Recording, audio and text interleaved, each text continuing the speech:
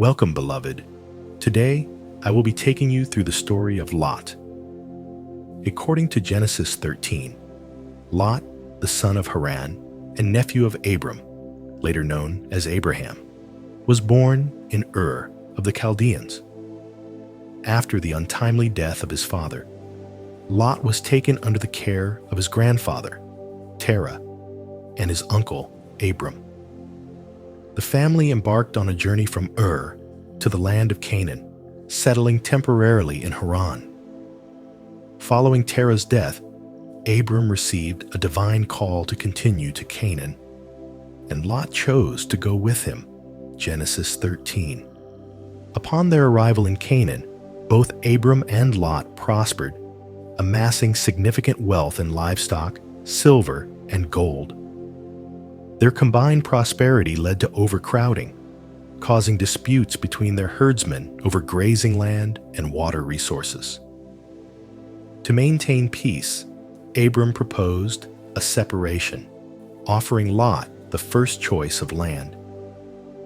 Observing the fertile plains of the Jordan, reminiscent of the lushness of the garden of the Lord in the land of Egypt, Lot selected this area and settled near the city of Sodom, a place notorious for its inhabitants' wickedness and grievous sins against the Lord.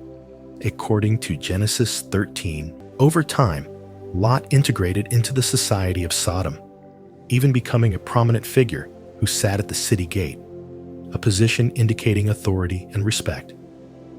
Despite the city's pervasive immorality, Lot maintained his faith in God, which often placed him in moral dilemmas due to the corrupt environment surrounding him. One evening, two angels, appearing as men, arrived at Sodom. Lot, recognizing them as divine messengers, extended his hospitality, urging them to stay at his home. Initially, the visitors declined, preferring to spend the night in the town square.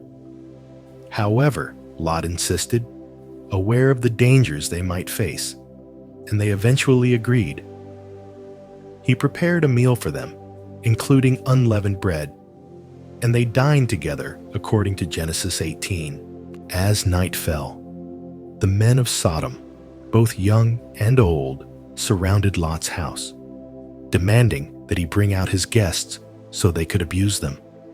Distressed, Lot stepped outside, closing the door behind him, and pleaded with the mob not to commit such a vile act. In a desperate attempt to protect his guests, he offered his two virgin daughters to the crowd, urging them to do as they pleased with them, but to spare his visitors. The mob, however, grew more aggressive, accusing Lot of acting as a judge and threatening to treat him worse than his guests. They lunged forward to break down the door. The angels intervened, pulling Lot back inside and striking the assailants with blindness, rendering them unable to find the doorway. They then revealed their mission to Lot. The Lord had sent them to destroy Sodom due to its rampant wickedness. They urged Lot to gather his family and flee the city to avoid being swept away in the impending destruction. Lot went to his sons-in-law, who were pledged to marry his daughters, and warned them to leave the city. However, they dismissed his warnings, thinking he was jesting. At dawn, the angels urged Lot to hurry, but he hesitated. In their mercy, the angels grasped the hands of Lot, his wife, and his two daughters, leading them safely out of the city. Once outside, they instructed them to flee for their lives, not to look back, and not to stop anywhere in the plain, but to escape to the mountains to avoid being swept away. Fearing he couldn't make it to the mountains in time, Lot pleaded to be allowed to flee to a small nearby town called Zoar. The angels granted his request, sparing Zoar from destruction. As the sun rose over the land, Lot reached Zoar. Then the Lord rained down burning sulfur on Sodom and Gomorrah, obliterating the cities, the entire plain, all the inhabitants, and the vegetation. Despite the explicit warning, Lot's wife looked back at the burning cities and was transformed into a pillar of salt, a testament to the consequences of disobedience and lingering attachment to a sinful past. Lot and his 2 daughters settled in Zoar, but fearing the inhabitants, they soon moved to the mountains, residing in a cave. Isolated and believing they were the last people on earth, Lot's daughters conspired to preserve their family line. On consecutive nights, they got their father drunk and slept with him without his knowledge. Both became pregnant. The elder bore a son named Moab, ancestor of the Moabites, and the younger bore a son named Ben-Ami, ancestor of the Ammonites. Lot's choice to live near, and eventually in Sodom, exposed him and his family to pervasive wickedness. His gradual assimilation into the city's culture serves as a caution against compromising one's values for perceived benefits.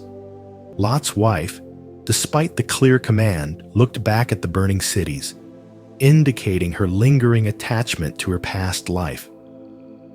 This act led to her immediate transformation into a pillar of salt, illustrating the dangers of holding on to sinful attachments. The destruction of Sodom and Gomorrah underscores the reality of divine judgment. Ignoring warnings and persisting in sinful behavior can lead to catastrophic consequences. Living in a corrupt environment can desensitize individuals to sin. Lot's daughters, having grown up in Sodom, resorted to morally actions, reflecting the deep impact of their upbringing. Abraham's plea to God on behalf of the righteous in Sodom highlights the effectiveness of intercessory prayer. His relationship with God played a role in Lot's deliverance, emphasizing the importance of praying for others. If you haven't subscribed to our channel yet, please click on the subscribe button. Hit the like button and gift people by sharing the video to people who needs to see this. Put on the notification bell to stay notified when new videos drops. Till next video, may you remain in His will.